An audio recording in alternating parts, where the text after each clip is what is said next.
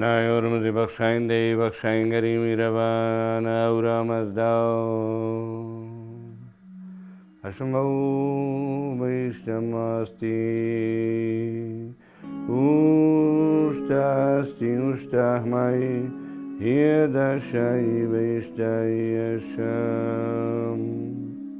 ڕاستی ئاینی زەردەشتی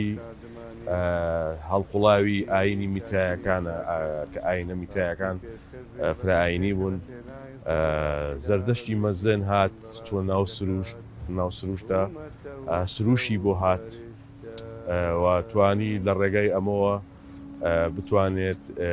ئاینێک دامەژنێنێت بە ناوی ئاینی مەزدایەسنا و ئەم ئاینە ریفۆرمێکە لە ئاینەکانی میترایی بۆ مێژوەکەی ئەگەڕێتەوە بۆ 3600 ساڵ لەمەوە پێش.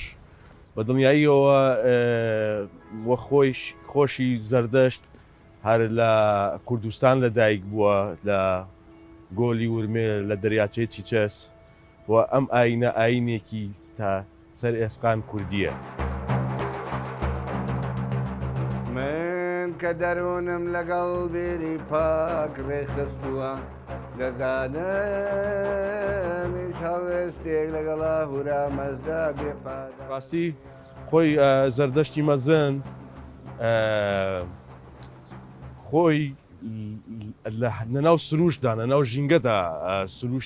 سروشی بۆ هاتوو کە توانی ئەم ئاینە پەرە پێ بدا و بنەمای ئەم ئاینەش بریتە لە ئاو هەوا و خاک و ڕووناکی کەواتە ئەمانە ئێمە ئاینی زەردەشتیمان لە چۆ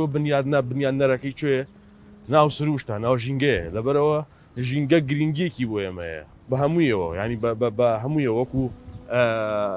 گیانداران وەکو درەختەکان وەکو شاخەکان و گیان و بێگیانەکان بە هەموو جۆرەکانیەوە ژینگە گرنگیەکی زۆری بۆ ئێمە هەیە چونکە ئێمە لە سروشتەوە دروست بووین و هاچینەوە ناو سروشتی و فەلسەفەی ئەم ئاینەکەش لەسەر بنیادی سروشت و ژینگەیە. ئاینی زەردەشتی